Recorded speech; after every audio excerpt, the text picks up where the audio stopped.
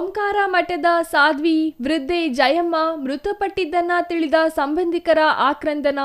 ಮತ್ತೊಂದೆಡೆ ಸಾಧ್ವಿ ಜಯಮ್ಮ ಸಾವಿಗೆ ಉಮಾಮಹೇಶ್ವರ ಸ್ವಾಮೀಜಿನೇ ಕಾರಣ ಎಂದು ಆರೋಪಿಸುತ್ತಿರುವ ಸಾಕುಮಗ ಗುರುನಾಥ. ಈ ದೃಶ್ಯಗಳು ಕಂಡುಬಂದಿದ್ದು ಚಿಕ್ಕಬಳ್ಳಾಪುರ ನಗರದ ಜಿಲ್ಲಾಸ್ಪತ್ರೆಯಲ್ಲಿ. ಚಿಕ್ಕಬಳ್ಳಾಪುರದ ಸ್ಕಂದಗಿರಿ ಬಳಿ ಇರುವ ಓಂಕಾರ ಜ್ಯೋತಿ ಮಠದ ಸಾಧ್ವಿ ಶ್ರೀಮತಿ ಜಯಮ್ಮ ಮಠದಲ್ಲಿ ಸ್ನಾನ ಮಾಡುವಾಗ ಕುಸಿದು ಬಿದ್ದು ಮೃತಪಟ್ಟಿದ್ದಾರೆ. ಜಯಮ್ಮ ಹೆಸರಿನಲ್ಲಿದ್ದ ಕೋಟ್ಯಾಂತರ ರೂಪಾಯಿ ಮೌಲ್ಯದ ಜಮೀನು, ಮಠ, ಆಸ್ತಿಗಳನ್ನು ಮಠದ ಪೀಠಾಧಿಪತಿ ಉಮೇಶ್ ಅಲಿಯಾಸ್ ಉಮಾಮಹೇಶ್ವರ ತನ್ನ ಹೆಸರಿಗೆ ಮಾಡಿಸಿಕೊಂಡ ಆರೋಪ ಕೇಳಿಬಂದಿತ್ತು. ಇದರಿಂದ ಜಯಮ್ಮ ಸೇರಿದಂತೆ ಜಯಮ್ಮ ಸಂಬಂಧಿಕರು ಸ್ವಾಮೀಜಿಯ ವಿರುದ್ಧ ಗಲಾಟೆ ಮಾಡಿ ಮಠದಿಂದ ಆಚೆ ಹಾಕಿದ್ರು. ಆದರೆ ಈಗ ಜಯಮ್ಮ ಮೃತಪಟ್ಟಿದ್ದು ಸ್ವಾಮೀಜಿಯ ಕಿರುಕುಳದಿಂದಲೇ ಮೃತಪಟ್ಟಿರುವುದಾಗಿ ಜಯಮ್ಮ ಸಂಬಂಧಿಕರು ಆರೋಪ ಮಾಡಿದ್ದಾರೆ. ಇವಾಗ ಬೆಳಗ್ಗೆ ಪ್ರತಿದಿನ ಸ್ನಾನಕ್ಕೆ ಹೋಗ್ತಾ ಇದ್ರು. ಇವಾಗ ಬೆಳಗ್ಗೆನೂ ಸ್ನಾನಕ್ಕೆ ಹೋಗಿದ್ದಾಗ ಸುಸ್ತು ಅಂದರು. ನಾವು ಪ್ರಜ್ಞೆ ತಪ್ಪಿದ್ದಾರೆ ಅಂದ್ಕೊಂಡ ತಕ್ಷಣ ಲಕ್ಷ್ಮೀನಾರಾಯಣ ಪಾರ್ಸರ್ತರು ಫೋನ್ ಮಾಡಿದ್ದಕ್ಕೆ ಆಂಬುಲೆನ್ಸ್ ವ್ಯವಸ್ಥೆ ಮಾಡಿದರು. ಇವಾಗ ಗೌರ್ಮೆಂಟ್ ಹಾಸ್ಪಿಟ್ಲಿಗೆ ಕರ್ಕೊಂಬಂದಿದ್ವಿ. ಅವ್ರಿಗೆ ಮೈನ್ ಏನಂದರೆ ಒಬ್ಬ ಉಮಾಮಹೇಶ್ವರ ಸ್ವಾಮಿ ಏನಿದ್ದಾರೆ 5 ವರ್ಷದಿಂದ ಆಶ್ರಮದಲ್ಲಿ ಅವಕಾಶ ಮಾಡಿಕೊಟ್ಟಿದ್ವಿ ಸಾಧನೆ ಮಾಡೋದಕ್ಕಂತ. ಅವರು ಎಲ್ಲ ನಂಬಿಕೆ ದ್ರೋಹ ಮಾಡಿ ಗಿಫ್ಟೆಡ್ ಅಂತ ಮಾಡಿಕೊಂಡು ಟ್ರಸ್ಟ್ ಅಂತ ಗಿಫ್ಟೆಡ್ ಅಂತ ಮಾಡ್ಕೊಂಡು ತುಂಬ ನೊಂದ್ಕೊಂಡಿದ್ದಾರೆ ಅಮ್ಮವರು. ಏನು ಆ ಸ್ವಾಮಿ ಏನು ಬಂದ್ರೂ ಆಶ್ರಮ ಬಿಡೋಕ್ಕೆ ಹೋಗ್ಬೇಡ್ರಿ ಅಂತ ಅಮ್ಮವರು ಹೇಳಿದ್ದಾರೆ. ಅವರು ಮೊನ್ನೆ ಶನಿವಾರ ಬೇರೆ ಅವರು ಟ್ರಸ್ಟವರು ಮುಖಾಂತರ ವಿಪರೀತವಾಗಿ ಫೋನುಗಳು ಬರ್ತಾಯಿದ್ವು ಅಮ್ಮವ್ರಿಗೆ. ಅಮ್ಮ ಈ ಥರ ಎಲ್ಲ ಮಾಡಿದ್ದೀವಿ, ಈ ಥರ ನಮಗೆ ಈ ಥರ ದ್ರೋಹ ಮಾಡಿಬಿಟ್ಟಲ್ಲ ಅಮ್ಮ, ಏನಮ್ಮ ನೀನು ನಿಮ್ಮ ಕುಟುಂಬದವರೆಲ್ಲ ಬಂದು ಈ ಥರ ಗಲಾಟೆ ಮಾಡಿದ್ದಾರೆ ಈ ಥರ ಅಂತೇಳ್ಬಿಟ್ಟು ಎಲ್ಲ ಟಾರ್ಚರ್ ಮಾಡ್ತಾಯಿದ್ರು. ನಾವು ಗೇಟ್ ಬೀಗ ತೆಗೆದಿಲ್ಲ, ಆ್ಯಕ್ಚುಲಿ ಆಗುತ್ತೆ. ತೆಗೆದಿದ್ರೆ ಇನ್ನೇನೋ ಗಲಾಟೆ ಮಾಡೋರು ನಾರಾಯಣ ಸ್ವಾಮಿ, ಆಮೇಲೆ ಅವ್ರ ಕಡೆಯವರೆಲ್ಲರೂ ಉಮಾಮಹೇಶ್ವರ ಸ್ವಾಮಿಗಳು, ಆಮೇಲೆ ಅರುಡ ಸ್ವಾಮಿ ಅಂತಿದ್ದಾರೆ ಕೆಂಗೇರಿ. ಅವರು ಪೇಪರಲ್ಲಿ ಆಶ್ರಮ ಬಗ್ಗೆ ಇಲ್ಲಿದ್ದೆಲ್ಲ ಸಲದ ಆರೋಪಗಳು ಮಾಡ್ಕೊಂಡಿದ್ದಾರೆ. ಬೆದರಿಕೆಗಿಂತ ನಂಬಿಕೆ ದ್ರೋಹ ಮಾಡಿದ್ದಾರೆ ಅವರು. ಟ್ರಸ್ಟ್ ಅಂತೇಳ್ಬಿಟ್ಟು ಗಿಫ್ಟೆಡ್ ಮಾಡಿಸ್ಕೊಂಡಿದ್ದಾನೆ ಅವನು. ನಂಬಿಕೆ ದ್ರೋಹ ವಿಪರೀತ ಟಾರ್ಚರ್ ಮಾಡಿದ್ದಾನೆ. ಯಾರು ಇಲ್ದಿದ್ದಾಗ 4 ಗೋಡೆ ಮಧ್ಯದಲ್ಲೇ ವಿಪರೀತವಾಗಿ ಮಾನಸಿಕವಾಗಿ ಹಿಂಸೆ ಕೊಟ್ಟಿದ್ದಾನೆ ಉಮಾಮಹೇಶ್ವರ ಸ್ವಾಮಿಗಳು. ಬೆಂಗಳೂರಿನ ಬಿಬಿಎಂಪಿಯ ಕ್ಲಾಸ್ 1 ಗುತ್ತಿಗೆದಾರ ಮರಿಯಪ್ಪ ಸ್ವಾಮಿ ಅವರ ಪತ್ನಿ ಜಯಮ್ಮ ಚಿಕ್ಕಬಳ್ಳಾಪುರದ ಬಳಿ ಜಮೀನು ಖರೀದಿಸಿ ಆಶ್ರಮ ಹಾಗೂ ಮಠ ನಡೆಸುತ್ತಿದ್ದರು. ಮರಿಯಪ್ಪ ಸ್ವಾಮಿ ನಿಧನದ ನಂತರ ಅವರ ಪತ್ನಿ ಜಯಮ್ಮ ಸಾಧ್ವಿಯಾಗಿ ಮಠ ಆಸ್ತಿಯನ್ನು ಮುನ್ನಡೆಸುತ್ತಿದ್ದರು. ಅವರ ಸೇವೆಗೆಂದು ಬಂದ ಉಮೇಶ್ ವೆಂಕಟರಮಣಪ್ಪ ಆಚಾರ್ ಮಠದಲ್ಲಿ ದೀಕ್ಷೆ ಪಡೆದು ಉಮಾಮಹೇಶ್ವರ ಸ್ವಾಮೀಜಿಯಾಗಿ ಪೀಠಾಧಿಪತಿಯಾಗಿದ್ದ. ಮಠಕ್ಕೆ ಸಂಬಂಧಿಸಿದ ಟ್ರಸ್ಟ್ ನೋಂದಣಿ ಮಾಡಿಸೋ ನೆಪದಲ್ಲಿ ಮಠಕ್ಕೆ ಸೇರಿದ ಮಠ ಹಾಗೂ ಕೋಟ್ಯಾಂತರ ರೂಪಾಯಿ ಮೌಲ್ಯದ ಜಮೀನನ್ನ ತನ್ನ ಹೆಸರಿಗೆ ದಾನಪತ್ರ ಮಾಡಿಸಿಕೊಂಡಿದ್ದಾರೆ. ಜಯಮ್ಮ ಹೆಸರಿನಲ್ಲಿದ್ದ ಆಸ್ತಿಗಳನ್ನು ಮಠದ ಪೀಠಾಧಿಪತಿ ಉಮಾಮಹೇಶ್ವರ ಬರೆಸಿಕೊಂಡ ಕಾರಣ ಜಯಮ್ಮ ಖಿನ್ನತೆಗೆ ಒಳಗಾಗಿದ್ರು. ಮಾನಸಿಕ ನೆಮ್ಮದಿ ಕಳೆದುಕೊಂಡಿದ್ರು. ವಾಪಸ್ ಆಸ್ತಿಗಳನ್ನು ಬರೆದುಕೊಡುವಂತೆ ಕೇಳಿದ್ರು, ಆದರೂ ಬರೆದುಕೊಟ್ಟಿರಲಿಲ್ಲ.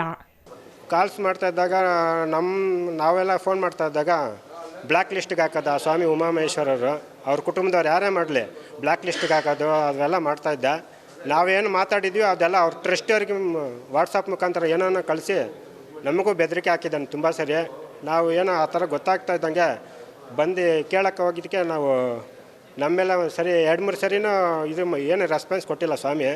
ಮೊನ್ನೆಲ್ಲ ಕುಟುಂಬದವರೆಲ್ಲ ಸೇರಿ ಈ ಥರ ಕೇಳಿದ್ದಕ್ಕೆ ನಮ್ಮ ಮೇಲೆ ಇವಾಗ ಇಲ್ಲಿ ಸ್ಥಳದ ಆರೋಪಗಳು ಮಾಡ್ತಾ ಇದ್ದೇನೆ. ಹೌದೌದು, ಸ್ವಾಮಿಗಳು ಬಂದಿಲ್ಲ.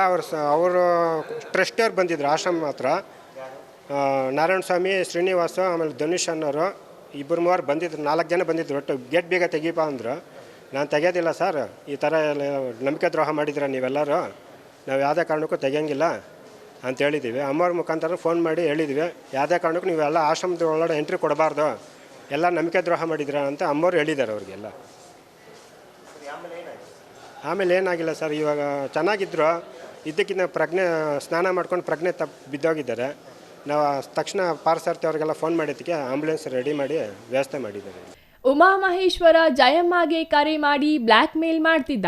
ಇದರಿಂದ ಜಯಮ್ಮ ಆಘಾತಕ್ಕೆ ಒಳಗಾಗಿದ್ರು. ಜಯಮ್ಮ ಸಾವಿಗೆ ಉಮಾಮಹೇಶ್ವರ ಸ್ವಾಮೀಜಿ ಕಾರಣ ಎಂದು ಜಯಮ್ಮ ತಮ್ಮನ ಮಗನ ಪತ್ನಿ ಮಂಜುಳಾ ಆರೋಪಿಸಿದರು.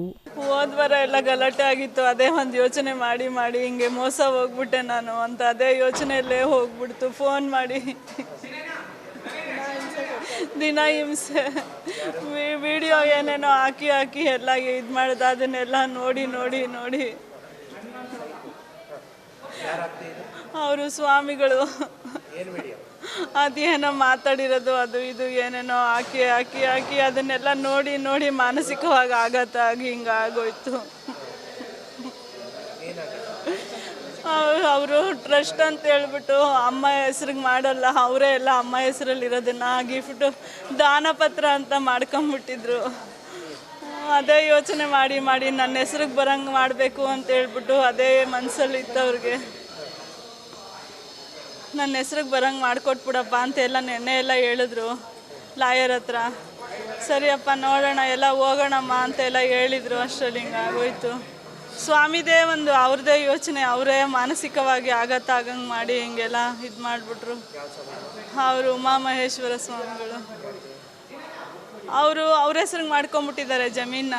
ಅಮ್ಮ ಹೇಳ್ತಂತೆ ಹಿಂದೆ ಇರೋ ಜಾಗ ಬೇಡ ಕಣಪ್ಪ, ಮುಂದೆ ಇರೋದು ಟ್ರಸ್ಟಿಗೆ ಇದು ಮಾಡ್ಕೊ ಅಂತ. ಆದರೆ ಅವನು ಇಲ್ಲ, ಹಿಂದೆ ಇರೋ ಜಾಗನೂ ನನಗೆ ಬೇಕು ಅಂತ ಹೇಳಿಬಿಟ್ಟು ಎಲ್ಲ ಮೋಸ ಮಾಡಿಬಿಟ್ಟು ಎಲ್ಲ ಬರ್ಸ್ಕೊಂಡು ದಾನಪತ್ರ ಮಾಡ್ಕೊಂಬಿಟ್ಟಿದ್ರು ಸರ್.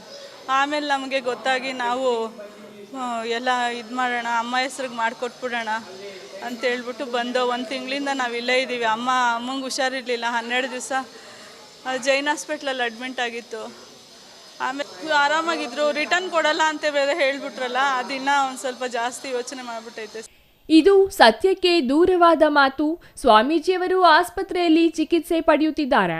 ಜಯಮ್ಮ ಅವರೇ ಸ್ವಾಮೀಜಿಗೆ ಕರೆ ಮಾಡಿ ಆರೋಗ್ಯದ ಬಗ್ಗೆ ವಿಚಾರಿಸಿ ಬೇಗ ಆಶ್ರಮಕ್ಕೆ ಬನ್ನಿ, ಇಲ್ಲಿನ ಉಸ್ತುವಾರಿ ನೋಡಿಕೊಳ್ಳಲು ಸೂಚನೆ ನೀಡಿದ್ದಾರೆ. ಆದರೆ ಈ ರೀತಿ ಸಂಬಂಧಿಕರು ಸಾವಿನಲ್ಲಿ ಆರೋಪ ಮಾಡುವುದು ಸರಿಯಲ್ಲ.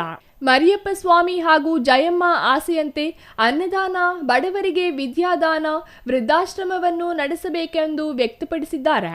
ಟ್ರಸ್ಟ್ ಸದಸ್ಯರು ಎಲ್ಲರೂ ಭಾಗವಹಿಸಿ ಮರಿಯಪ್ಪ ಸ್ವಾಮಿಗಳ ಸಮಾಧಿ ಪಕ್ಕದಲ್ಲಿ ಜಯಮ್ಮನವರ ವಿಧಿವಿಧಾನಗಳ ಕಾರ್ಯಗಳನ್ನು ಮಾಡುತ್ತೇವೆ ಎಂದರು.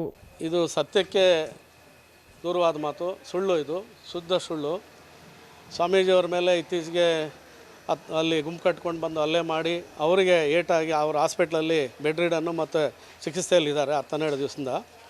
ಅವರು ಯಾವುದೇ ಕಾರಣಕ್ಕೆ ಅವರು ಫೋನ್ ಮಾಡಿಲ್ಲ. ಬೇಕಾದಷ್ಟು ತನಿಖೆ ನಡೆಯಲಿ, ಅದಕ್ಕೆಲ್ಲ ಕೂಡ ನಾವು ಸಿದ್ಧರಿದ್ದೀವಿ. ಅಮ್ಮ ಅವರೇ ಅವರಿಗೆ 1-2 ಸಾರಿ ಫೋನ್ ಮಾಡಿ ಆರೋಗ್ಯ ವಿಚಾರಿಸಿದ್ದಾರೆ. ಮತ್ತು ನೀನು ಬೇಗ ಬಂದು ಇಲ್ಲಿ ನನಗೆ ಜೊತೆಯಲ್ಲಿದ್ದು ನನ್ನ ಒಂದು ನೋಡ್ಕೋಬೇಕಪ್ಪ ಅಂತಲೂ ಕೂಡ ಹೇಳಿದ್ದಾರೆ.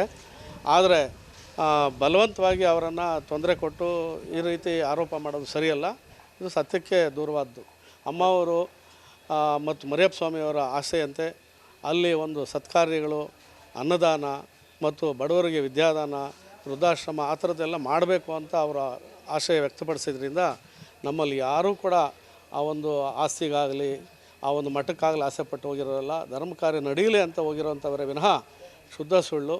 ಆಸ್ತಿಗೆ ಯಾರೆಲ್ಲ ಹೊಡೆಯೋದಕ್ಕೆ ಪ್ಲ್ಯಾನ್ ಮಾಡಿದ್ರು ಅನ್ನೋದು ಎಲ್ಲ ಮಾಹಿತಿಗಳು ನಮ್ಮ ಹತ್ರ ಇದೆ. ನಾವು ಸೂಕ್ತ ಸಮಯದಲ್ಲಿ ಅದೆಲ್ಲ ಕೂಡ ಸೂಕ್ತ ಪ್ರಾಧಿಕಾರಕ್ಕೆ ನಾವೆಲ್ಲ ಕೊಡ್ತೇವೆ.